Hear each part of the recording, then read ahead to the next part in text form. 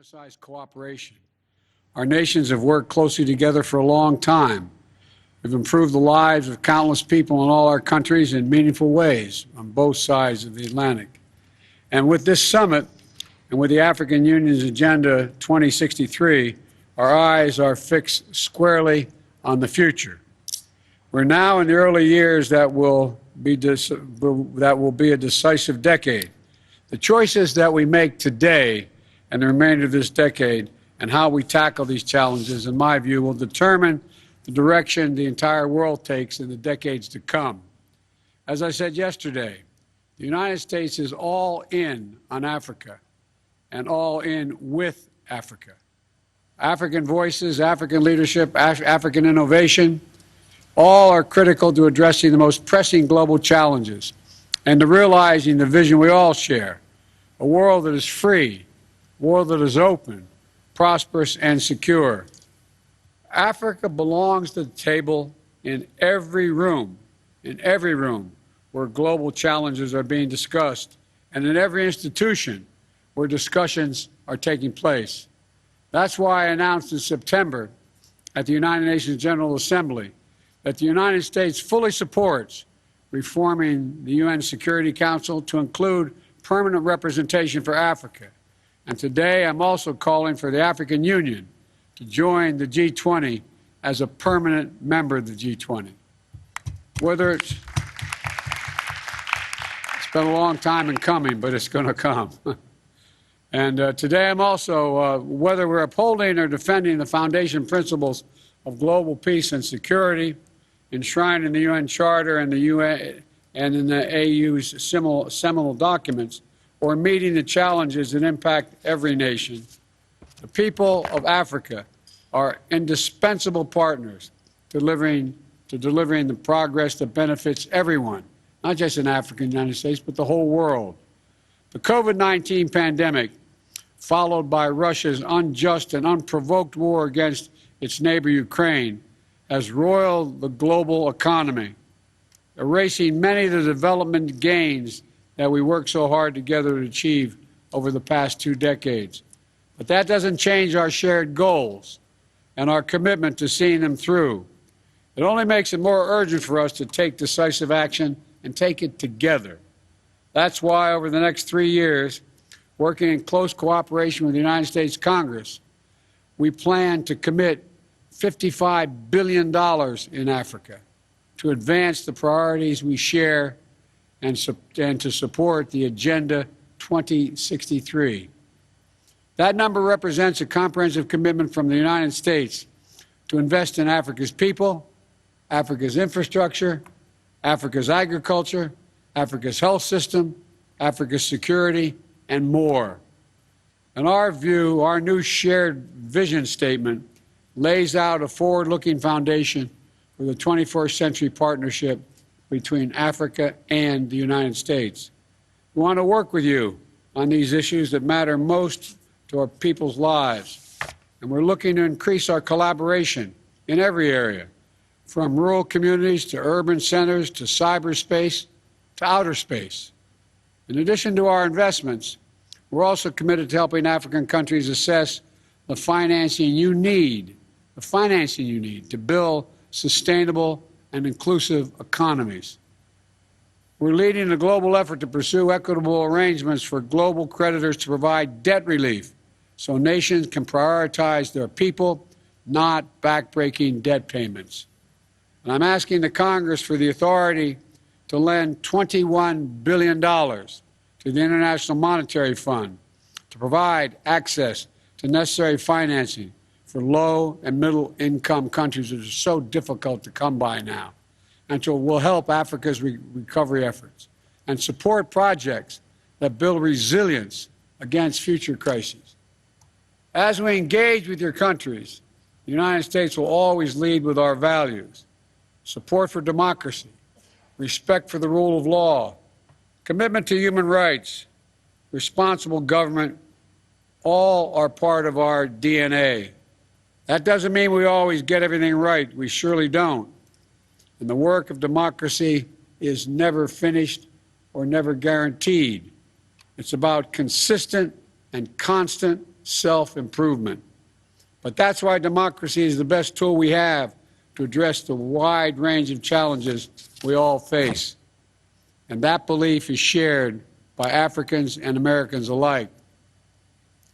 For South Africa's world-changing triumph over apartheid, to Nigeria's not too young to run movement, empowering a new generation of changemakers, to the record voter turnout in Zambia, where young people demanded a better future, we see over and over again that our greatest power is our people.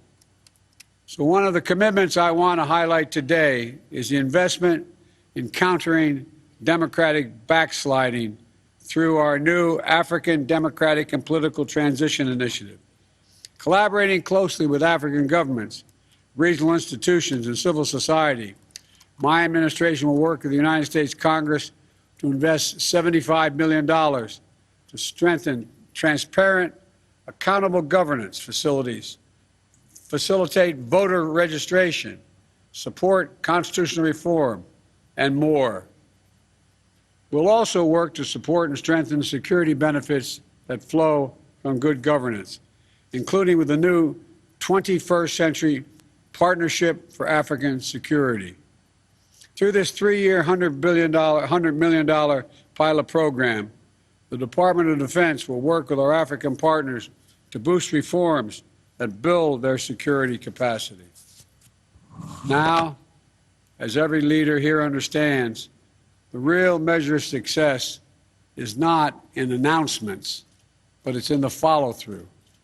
That's why I've asked one of our great diplomats, a man with deep respect for Africa and long experience working with the governments across the continent, to oversee implementation coming out of this summit, Ambassador Johnny Carson. Many of you already know him personally.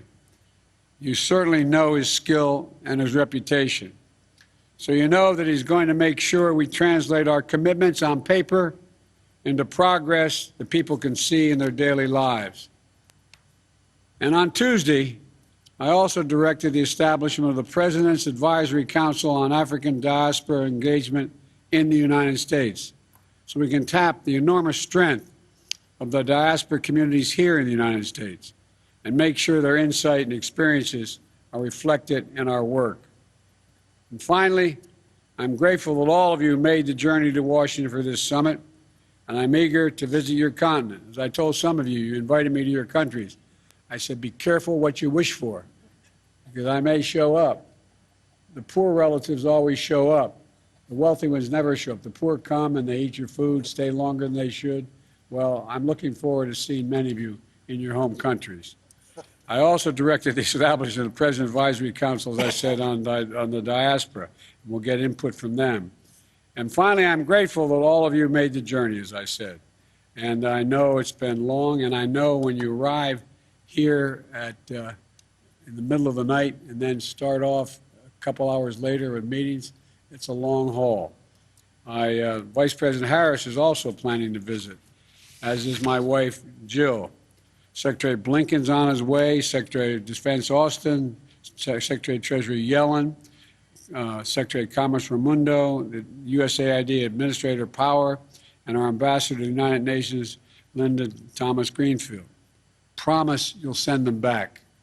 Promise you'll send them back. I need them. They all want to go, but I'm worried they won't come home.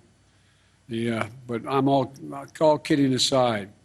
We're all going to be seeing you, and you're going to see a lot of us, because we're deadly earnest and serious about this endeavor. And you're going to see us deliver our commitments, all of our commitments.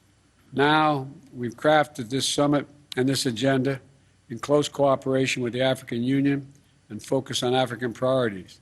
The United States fully supports the blueprint you laid out in Agenda 2063 to build an integrated, quote, integrated, prosperous, and peaceful Africa that is driven by the African people, centered in inclusive and sustainable development, and where Africa is an indispensable global partner. I'm eager to hear from all of you.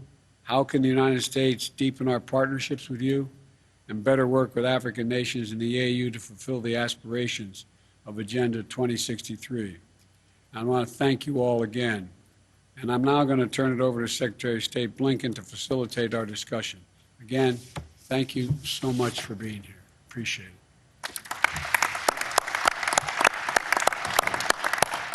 Well, Mr. President, thank you very, very much. And let me just add my own sincere and warm welcome to all of you today. This is the last day of the summit. We've had a multiplicity of events, meetings, conversations, but I think this is the first time everyone is actually around the same table. And I got to say, looking at this, if a photograph is worth 1,000 words, well, we've got probably 10,000 words here. It's a very powerful photograph to see. To start things off, we very much welcome getting the African perspective, starting with the President of Senegal, the Chairperson of the African Union, President Macky Sall. Monsieur le Président, micro est à vous. Merci beaucoup, Monsieur le Secrétaire d'État, Monsieur le Président Joseph Biden, chers hôtes, chers collègues, Monsieur le Secrétaire d'État, Mesdames et Messieurs les ministres. Au nom de l'Afrique, je vous remercie vivement, Monsieur le Président Biden, pour votre accueil convivial. Et je voudrais également remercier votre épouse Jill Biden pour le succulent dîner d'hier soir à la Maison-Blanche et la très belle musique qui a accompagné ce dîner. Merci en tout cas pour cette hospitalité. Je voudrais aussi saluer l'excellente organisation des travaux de notre sommet. Nous apprécions votre attachement au partenariat afro-américain ainsi que le temps et les efforts considérables que votre administration a consacrés à l'organisation de ce sommet. C'est dans le même esprit que nous sommes venus revitaliser avec vous notre agenda commun. Certes, les temps sont agités et incertains, les défis plus nombreux et plus complexes, mais c'est dans l'épreuve que l'amitié trouve son meilleur test de grandeur, de confiance et de respect mutuel. En ces temps de mutation profonde, travailler ensemble demande assurément une autre façon de penser le monde en agissant en partenaires conscients de leur niveau de développement inégal et respectueux de leurs valeurs communes et de leurs différences. Sur cette base, Monsieur le Président, l'Afrique par ma voix souhaite partager avec vous 6 priorités et un message pour notre sommet. Première priorité, la paix, la sécurité et la lutte contre le terrorisme en Afrique. Nous souhaitons que la lutte contre le terrorisme en Afrique fasse partie intégrante du combat global contre ce fléau en tant que menace à la paix et à la sécurité internationale. Monsieur le Président, nous attendons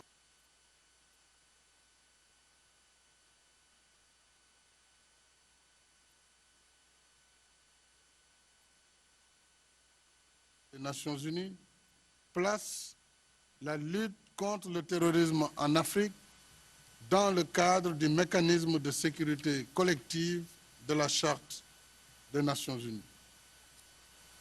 Deuxième priorité. Mais avant la deuxième priorité, je voudrais saluer au nom de tous les collègues la décision importante de soutien du président Biden de la participation de l'Afrique comme membre permanent du G20.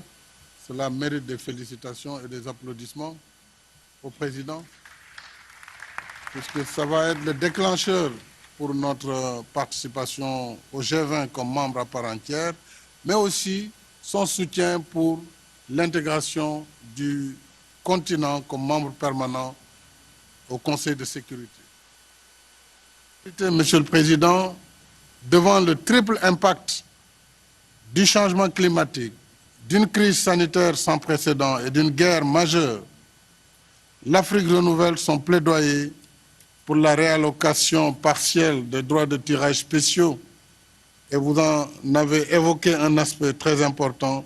Nous souhaitons que le Congrès puisse vous accompagner dans ce souhait et la mise en œuvre effective de l'initiative du G20 sur la suspension du service de la dette après ces différents chocs. À travers le monde, y compris dans les pays développés, des millions de personnes n'arrivent plus à supporter le coût de la vie et basculent dans l'extrême pauvreté. La situation est encore plus difficile pour des économies beaucoup plus faibles comme les nôtres. À l'image des plans massifs déployés par les pays développés en soutien aux ménages et aux Debt entreprises. relief after these different shocks throughout the world, including in developed countries. Thousands of people are no longer able to bear the cost of living and fall into extreme poverty. This situation is even more difficult for much more weaker economies such as ours. The massive efforts put forth by developed countries through businesses, we put in place economic and social resilience measures which are limited because the crisis is so serious. This is why we advocate for an action in solidarity that is international to reinforce resilience and economic revitalization. I have to say that the current crisis weakens democracy on the continent. Indeed, without some betterment that is economic, democracy will always remain fragile and vulnerable, with the risk of instability, which we've already witnessed in several countries. The third priority, Africa wishes a more sustained commitment on investment in development infrastructures, roads, railroads, electric plants, digital infrastructure. Yesterday we saw and we listened with great interest during the business forum your statement that Africa is the last great worksite of the world with projects to develop infrastructures in Africa. Some have begun and others are to be begun. These are opportunities for investment for shared prosperity. Pour l'Afrique, nous appelons à la mobilisation diligente des ressources annoncées par le G7. We ask for the mobilization of sources launched by the G7 for the world. We want a solid development in carbon, which is resilient to the climate change. I remind you that according to the estimates made by GIEC, Africa needs $86 million per year by 2030 to fund these needs to adapt. Since financial commitments in order to fund the commitment, Africa's governments will continue to resort to debts to finance their green projects and their mixed energy strategies. But Africa asks for an equitable green transition to satisfy its industrialization needs and at a competitive cost, and to ensure the universal access to electricity in more than 600 million families who still don't have electricity. This is a responsibility that we African leaders could give up on, but we need to use our available resources in the field of energy transition. This fifth priority, Africa would like to work with the United States to win the war against hunger. We salute your country and your support to financing funds in the context of the World Bank for food production. In the media, Africa would like urgent measures to be taken to facilitate the access to the markets of fertilizers. In the long term, we want to work with the United States, above all, to improve production in Africa, including by making massive investments in the diversification of the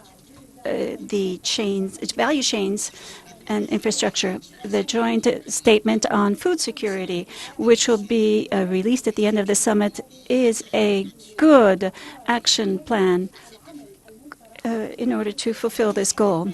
With the lessons that we learned from the crises, the time is right to take vigorous action in the field of agriculture and food security. Mr. President, I propose that our summit launch a presidential initiative at your level on agriculture in Africa.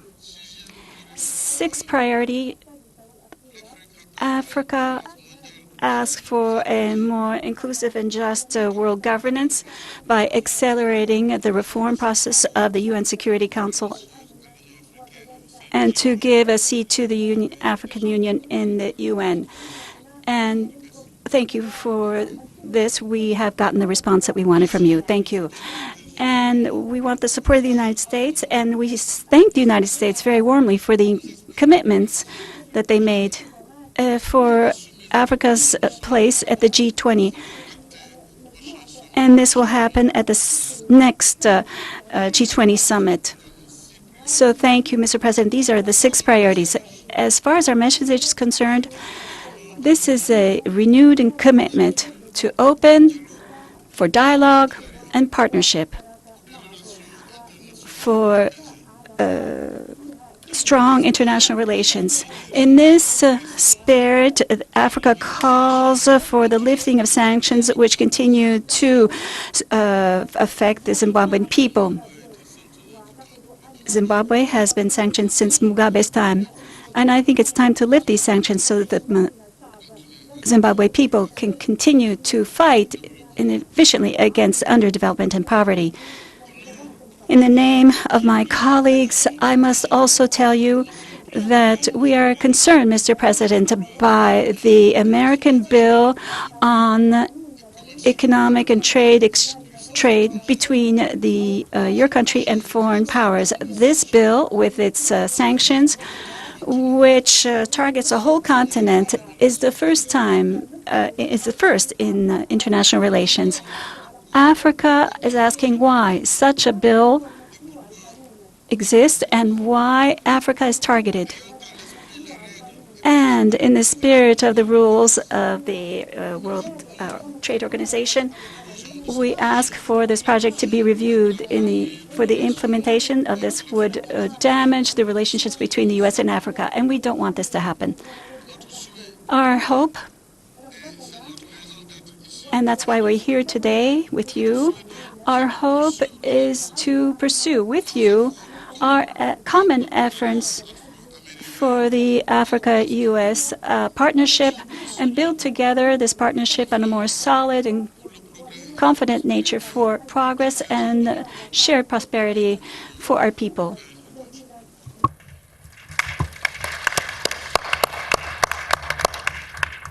Merci beaucoup, Monsieur le Président.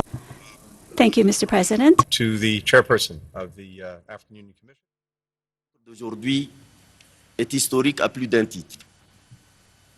Toutes les aspirations, déclinées avec beaucoup de relief par le président Macky Sall, inscrites à l'agenda africain 2063, embrassent les grandes convergences de nos objectifs et philosophies politiques centrées sur la paix, l'intégration, le développement inclusif, la bonne gouvernance, la démocratie et les droits de l'homme. Résultat d'un effort intellectuel collectif des hommes et des femmes politiques d'Afrique, des universitaires multidisciplinaires, des experts, des militants de la société civile et des acteurs du secteur privé, l'agenda 2063 est un concentré à la fois doctrinal et programmatique de l'Afrique pour les 50 ans en cours depuis son adoption solennelle en 2013. Pour assurer sa marche dans la voie ainsi tracée, l'Afrique compte d'abord et avant tout sur ses propres efforts. Son génie propre, elle s'attache fermement à la solution des problèmes africains par les Africains eux-mêmes. Elle compte aussi sur la solidarité de ses amis, dans le respect et la recherche des résultats mutuellement avantageux. Dans cette perspective de solidarité, nous affirmons franchement à tous nos partenaires notre préférence pour les actes concrets plutôt que les seules déclarations de bonnes intentions. Nous savons que cet esprit de recherche du concret rencontre des échos favorables auprès du partenaire américain. Ainsi, notre souhait, le plus ardent, est que le partenariat avec les États-Unis se donne les moyens financiers et les mécanismes de suivi qui en feraient un vrai levier de la réalisation des aspirations et ambitions de notre agenda 2063. Seule la réalisation de ces doubles conditions hissera ce partenariat au niveau attendu par nos peuples. C'est notre principal message à ce sommet. Je vous remercie. Merci beaucoup, Monsieur le Chairman.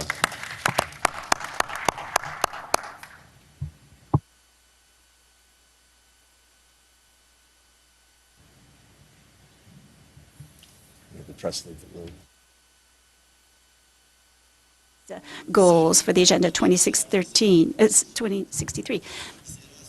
think we will now ask our colleagues from the media to leave the room. Thank you very much.